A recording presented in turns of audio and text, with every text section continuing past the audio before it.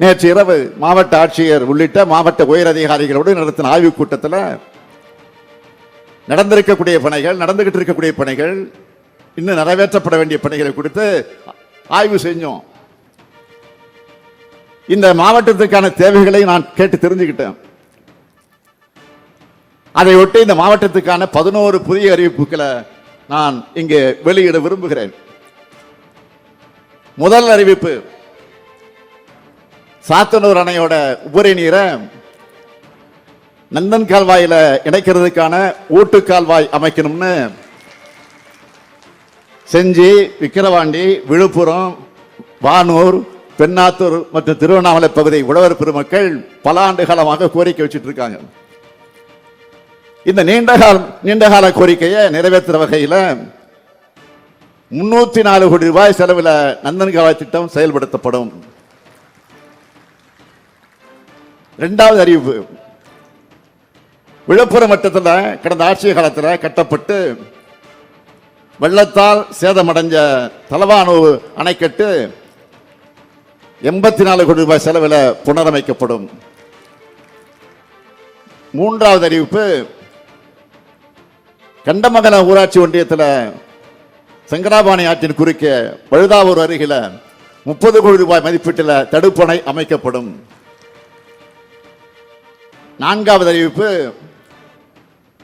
காணை மற்றும் கோழியனூர் ஒன்றியங்களில் இருக்கிற 29 கிராம மக்கள் பயன்பெறக்கூடிய வகையில் 35 கோடி ரூபாய் செலவில் புதிய கூட்டுக்குடிநீர் திட்டம் செயல்படுத்தப்படும்.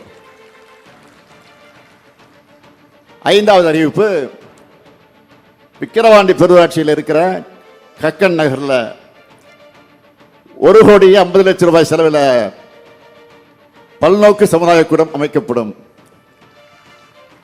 ஆறாவது அறிவிப்பு, செஞ்சி மற்றும் மரக்காணத்தில் தலா 5 கோடி ரூபாய் மதிப்பீட்டில் புதிய அரசு தொழிற்பயிற்சி நிலையங்கள் தொடங்கப்படும்.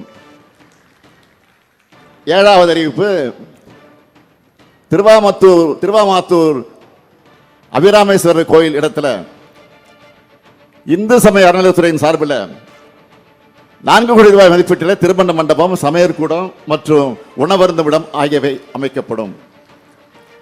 எட்டாவது அறிவிப்பு, விழுப்புரம் நகராட்சி எல்லைக்குட்பட்ட சாலாமேடு பகுதி மக்களோட நீண்ட நாள் கோரிக்கை நிறைவேற்ற வகையில் 5 கோடி ரூபாய் செலவில் திருப்பாச்சனூர் ஆற்றுப்படுகையில் இருந்து குடிநீர் வழங்கப்படும். ஒன்பதாவது அறிவிப்பு, விழுப்புரம் நகராட்சியின் பழம்பெரும் அலுவலக கட்டடம் 2 கோடி ரூபாய் செலவில் பொதுமக்களுக்கு பயன்படுகிற வகையில் டவுன் ஹாலாக மாற்றப்படும். 10வது அறிவிப்பு, தென்னமாதேவி அயனாம்பாளையம் கிராமங்களில் பம்பை ஆற்றின் வடகரையில் சங்ககால தொல்பொருட்கள் கண்டுபிடிக்கப்பட்டிருக்கு. இந்த பகுதிகளில் தொடர்ந்து அகழ்வாராய்ச்சி பணிகள் மேற்கொள்ளப்படும். 11வது அறிவிப்பு, வீடூர் அணையிலிருந்து மயிலம் பாதிரப்புலியூர் வழியாக செல்லும் 15 கிலோமீட்டர் சாலை 8 கோடி 50 லட்சம் ரூபாய் மதிப்பீட்டில் மேம்படுத்தப்படும். சமீபமா